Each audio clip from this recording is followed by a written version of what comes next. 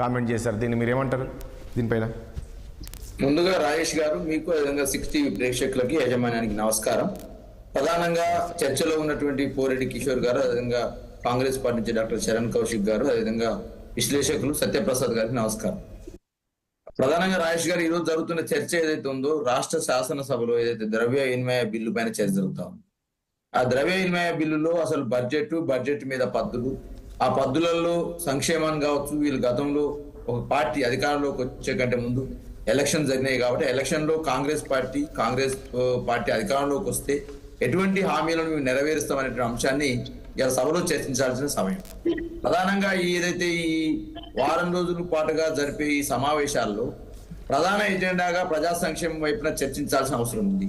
ఆ పద్దుల కేటాయింపులపై చర్చ జరగాల్సిన అవసరం ఉంది. కానీ కాంగ్రెస్ పార్టీ మొదటి నుంచి కూడా బడ్జెట్ సమావేశాలు ఏదైతే జరుగుతా ఉన్నాయో ఆ సమావేశం తప్పుదో పట్టించే ప్రయత్నం చేస్తా ఉన్నారు. ఎందుకంటే కేంద్రం పెట్టిన బడ్జెట్ పైన అనేక రకాల విశ్లేషణ జరుగుతాయి, ఆ టీవీ డిబేట్స్ జరుగుతాయి, అదేవిధంగా పార్టీలు బయట ప్రెస్ మీట్స్ పెడితే ఇదొక భాగం. కానీ కేంద్రం ఏదో తెలంగాణకు అన్యాయం చేసిందని చెప్పేసి దాని మీద ఒక కేంద్రం చేసిన అన్యాయాలు గతంలో 10 సంవత్సరాలుగా కేసీఆర్ నాయకత్వంలో కేసీఆర్ ముఖ్యమంత్రి ఉన్నప్పుడు అనేక సార్లు కేంద్రానికి విన్నవించిన మాము పట్టించుకోవట్లేదని చెప్పి చాలాసార్లు చెప్పినాం. కానీ రాష్ట్ర శాసనసభలో దాన్ని చర్చ పెట్టి తీర్మానం చేసి అసలు సమస్యను పక్కకు పట్టించే ప్రయత్నం చేసినారు. అయినా కూడా మేము ప్రతిపక్షంగా ఆ రోజు మేము ఏం చేసినాము, రాష్ట్ర శాసనసభలో కేటీఆర్ గారు ఒకవైపు పార్టీ వర్కింగ్ ప్రెసిడెంట్ గా ఎమ్మెల్యేగా మాట్లాడినారు. 100% కేంద్రం నుంచి మీరు పోరాటం చేయండి, కేంద్రం పైన పోరాటం చేయండి, బడ్జెట్ పైన రావాల్సిన నిధుల పైన పోరాటం చేయండి, 100% మీ క్యాబినెట్ మొత్తం కూడా జంతర్ మంతర్ దగ్గర కూర్చుంటే రాష్ట్ర అదంతా ఓకే. ఇప్పుడు అక్కడ విషయం ఏంటంటే, ఇప్పుడు అక్క మాటల వల్ల నేను నిండా మునిగిపోయాను, నన్ను మోసం చేసి వెళ్ళింది అక్క అని చెప్పేసి అంటున్నారు ముఖ్యమంత్రి రేవంత్ రెడ్డి. రాజేష్ గారు, నేను అటే వస్తున్నాను. నేను ఏమంటున్నా అంటే ప్లీజ్ సమయం ఉండదు, మనం ప్లీజ్ మాట్లాడదాం ప్లీజ్. రాజేష్ గారు, నేను ఏమంటున్నా అటువైపు మాట్లాడేది ఏంటంటే, ప్రధానంగా ఏదైతే నిన్న రాష్ట్ర శాసనసభలో కేటీఆర్ గారు ఒకవైపు ద్రవ్య వినిమయ బిల్లు పైన పద్దుల పైన మాట్లాడుతూ ఉన్నారు.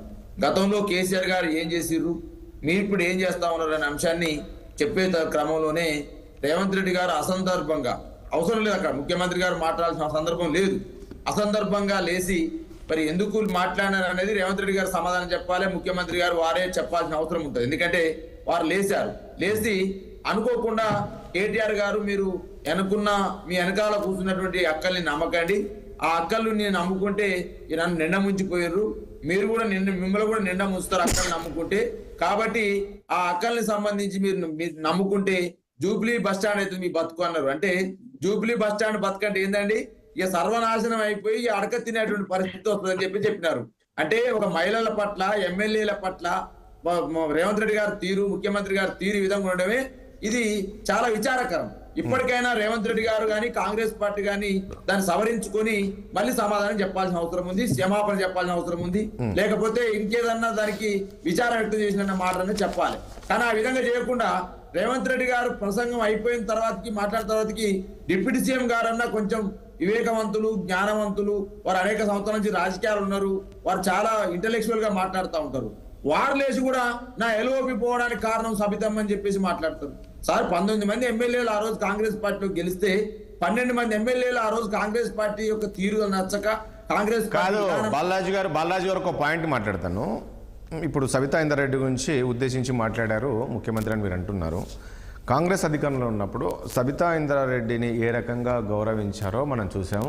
ఈవెన్ వైఎస్ రాజశేఖర రెడ్డి ముఖ్యమంత్రిగా ఉన్నప్పుడు కూడా చేవెళ్ళ చెల్లెమ్మ అనేది ఆమె ఒక సెంటిమెంట్గా చూసేవాళ్ళు.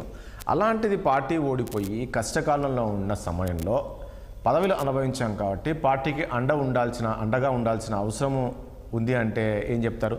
అలాంటి సమయంలోనే ఆమె ఇట్లా వెళ్ళిపోయింది కాబట్టి ఆయన ఆ కామెంట్ చేశారు. అందులో తప్పే ఉందంటే ఏం చెప్తారు?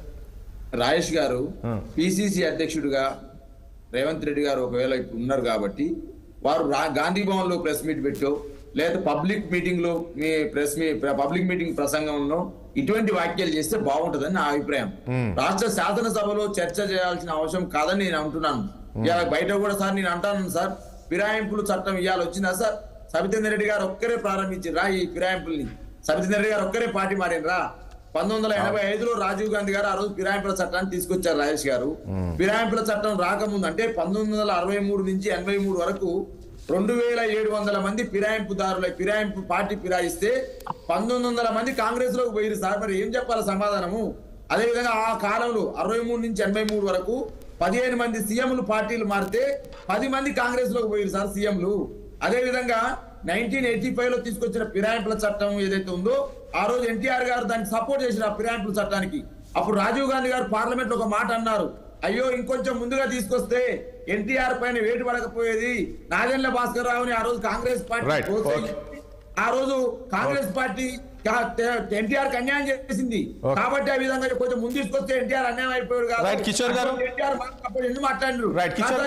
మాట్లాడుతున్నా సార్ వినండి వస్తా బాలాజీ గారు, మళ్ళీ వస్తాను మీ దగ్గరికి ప్లీజ్. 1 నిమిషం 1 మినిట్ ఇవ్వండి ప్లీజ్. నేను అడుగుతుంటే ఇదే రేవంత్ రెడ్డి గారు పార్టీ ఫిరాయింపుల మీద ఏం మాట్లాడింది సార్?